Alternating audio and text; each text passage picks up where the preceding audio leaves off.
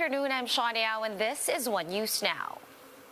The first batch of Pfizer vaccines from the COVAX facility will finally arrive tonight. Maricel Halili joins us live from Mandaluyong City for the details. Hi, Mase, can you hear me? How many doses are we expecting?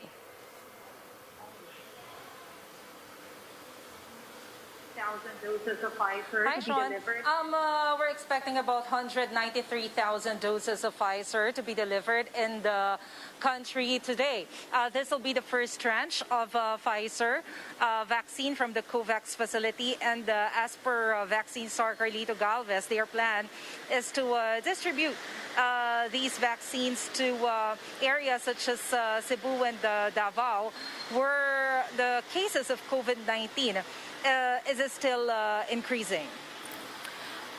All right, so has the government finally settled the indemnification clause, which has caused the delay of the delivery of Pfizer vaccines?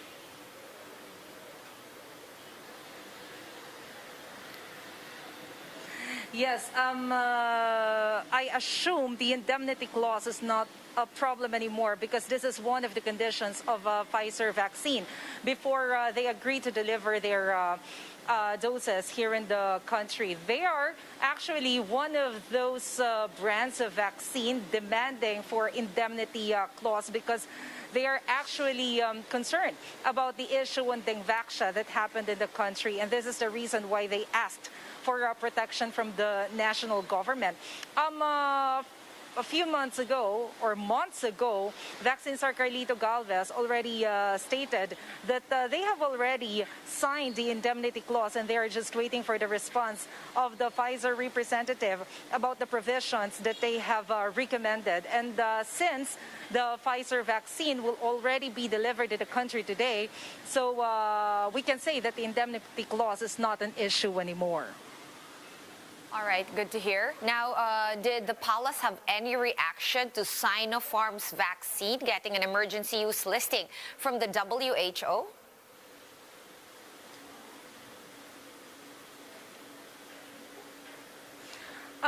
Of course, having an emergency use authorization or being included in the emergency use listing of a World Health Organization,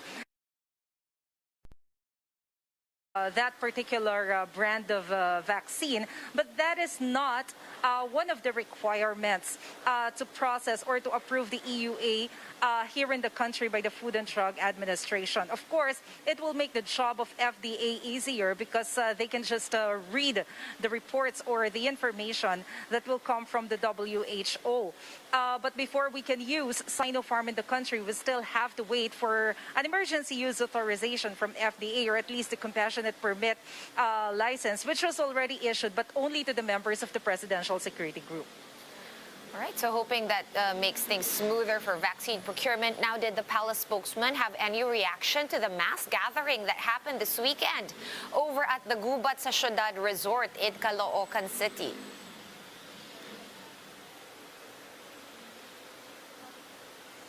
Of course, Sean, this is a cause of concern for Malacanang, considering that the national government has been very vocal in saying that mass gathering must not be allowed in any parts of the country because we're still facing a crisis. We're still facing pandemic. But he already acknowledged, or presidential spokesperson Harry Roque already acknowledged, that the local government has already started giving directives to its law enforcers for the closure of that particular resort. And Malacanang understands that the local government has already started investigating the matter. And since it's the mandate of LGU to impose the guidelines drafted by the Interagency Task Force, Malacanang said that they will just let LGU to handle the issue.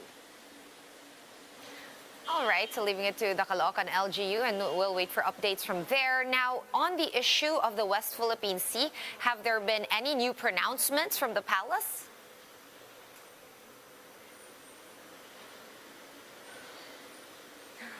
Secretary Roque actually challenged Vice President Leni Robredo for a face-off on the debate about the West Philippine Sea. This is if VP Leni is interested to debate on the issue with against Secretary Roque. This is following the statement of former Associate Justice Antonio Carpio that he doesn't want to argue or to have a debate with Secretary Roque unless the issue will be the possible impact of the president's statement about the Chinese possession on the parts of the West Philippine Sea. So we have to see what will be the response of Vice President Leni Robredo on this challenge. And while we await the response of the Vice President, what can we expect from Duterte's public address tonight? It is another Monday.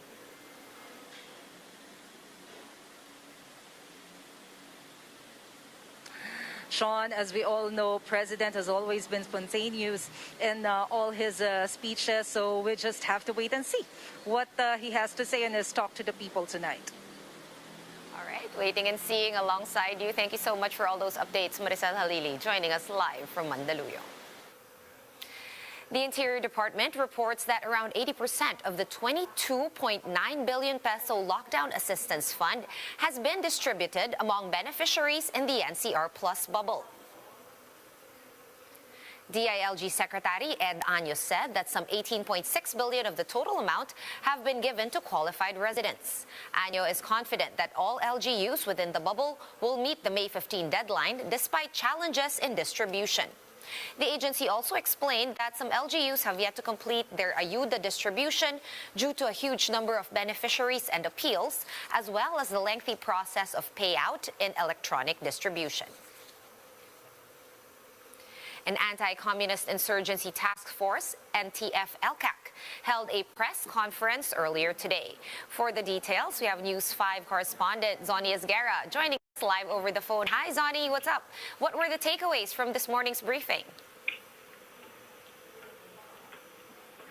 Sean, Anti-Communist Insurgency Task Force, NTF-ELCAC, held a press conference early today, and Sean, National Security Advisor Jimenez Esperon concurrently, NTF-ELCAC Vice Chair, disclosed their plans for the Barangay Development Program. The NTF-ELCAC has allocated over 16 billion pesos for the initiative to stem insurgency while providing basic services. Each of 822 barangays is funded with at least 20 million for education, infrastructure, healthcare, and livelihood. These barangays are the ones cleared from insurgency since 2016, while the budget for the 110 barangays are now being processed. With this, Esperon denied allegations that the NTF-ELCAC is holding the funds.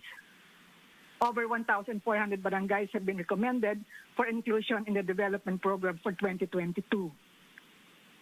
No barangay in Metro Manila has been identified to be under the influence of communist groups. Meanwhile, the NTF-ELCAC has designated 8 spokespersons from the initial 2, Antonio Parlade and Loren Badoy. The new set of representatives will speak about the position of the task force on specific topics. The NTF-ELCAC also said that they will hold weekly press briefings from now on. Sean? All right, so weekly press briefings and more spokespersons for the NTF-ELCAC. Thank you for that report. Zoni Esguerra of News 5 joining us over the phone. We'll have more stories after this quick break. Stay with us.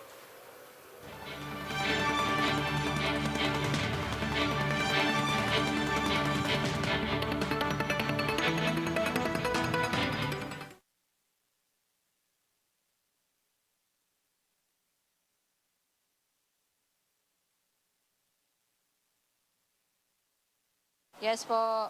Yes po.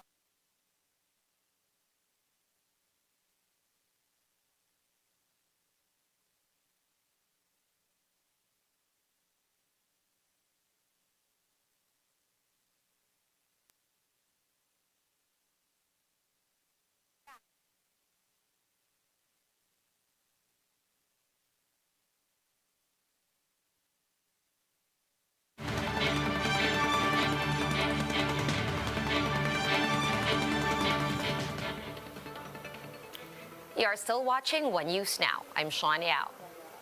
Some senators still have reservations on the creation of the Department of Overseas Filipino Workers, or DOFIL.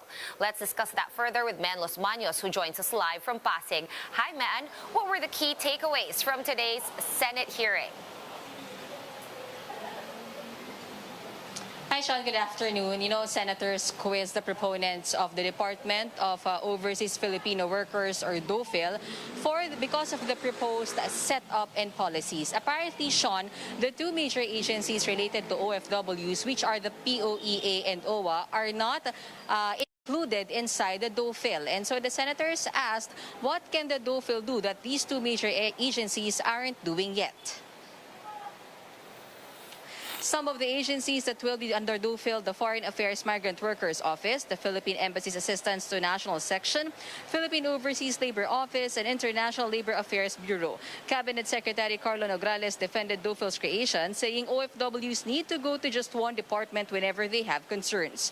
Nograles said the OWA and POEA will be DOFIL's attached agencies instead. But Senate Minority Leader Franklin Drilon saw this as a conflict. Drilon explained there is a fine line between being an attached agency and being under direct supervision. The POEA or OWA will then have autonomy with their respective trustees. But once a DOFIL secretary is appointed, Drilon feared that there may be a clash over decision-making. Drilon also took note of other proposed departments that were sidelined: disaster resilience, water, fisheries, sports, homeland security, and culture. He pointed out that the culture department has been pending since the 17th Congress. Nograles said the proposals must undergo vetting process. As for DOFIL's budget, Nograles said at least 1 billion pesos is needed. For the meantime, senators asked for a clear copy of the organizational setup of DOFIL before they go on deliberations for the creation of the said agency. And for now, Nograles said that the palace is also in favor of the creation of the Department of Disaster Resilience and Department of Water. Sean? All right, thank you for that update. That was Man Los Baños of News 5 joining us live from Mandaluyong City.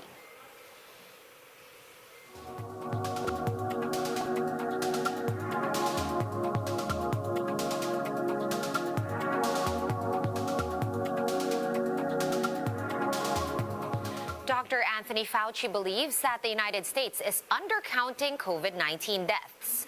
Fauci says the death toll in the U.S., which now stands at above 593,000, could actually be as high as 900,000. Let's listen to this Bloomberg report. We've been saying, and the CDC has been saying all along, that it is very likely that we're undercounting.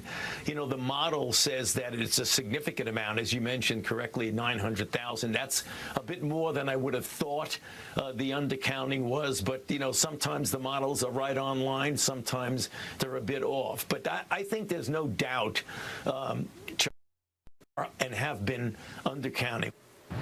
Let's get some more now from Bloomberg Deputy Managing Editor Roz Crancy. Roz, it's interesting to me because there are doctors and scientists who say actually the deaths have been overcounted, because if you go in the hospital dying of cancer and you happen to catch COVID, it's counted as a COVID death, not as a cancer death. So why is Dr. Fauci weighing in on this at all? What's the urgency here?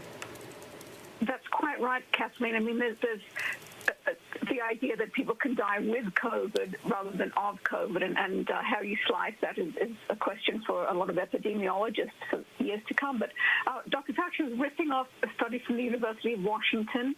They looked at excess deaths, excess mortality in the U.S. and the world, basically for the last 14 or 15 months, and came up with the number that U.S. deaths are really 57% higher of COVID than reported, and for the world as a whole, basically double the official toll.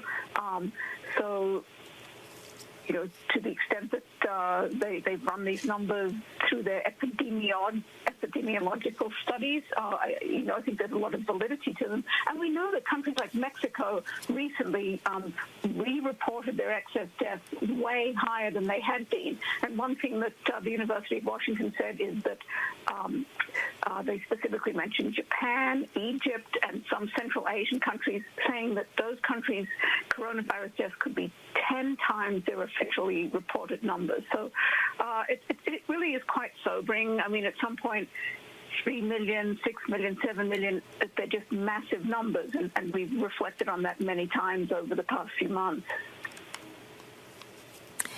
In the meantime, though, what are we seeing when it comes to the latest vaccination data, not just in the US, but also progress being made in the UK? Well, Heidi, it's so interesting to see just 2 COVID deaths reported in the UK today, and that's a really remarkable turnaround, and it's a country that's really pushed ahead quickly with its vaccinations. Over 53% there having had at least the first shot and more than a third fully vaccinated. And as you said in your earlier segment, Boris Johnson opening the UK up to more international travel. And that's really the message that officials here in the US and in the UK are driving home. They want to drive the vaccination message home, getting through to groups that have been resistant, and to that extent they seem to be having some success, although in the US, as we know, the pace of vaccinations is slowing. For more updates, visit News 5, the Philippine Star, and Business World online. Visit our website, onenews.ph, for more in-depth analysis. You can also catch One News on the Signal Play app. Register for a free account at www.signalplay.com and stream One News live anytime, anywhere. Mask on, wash hands, and stay safe, Philippines. I'm Sean Yao. We are One News.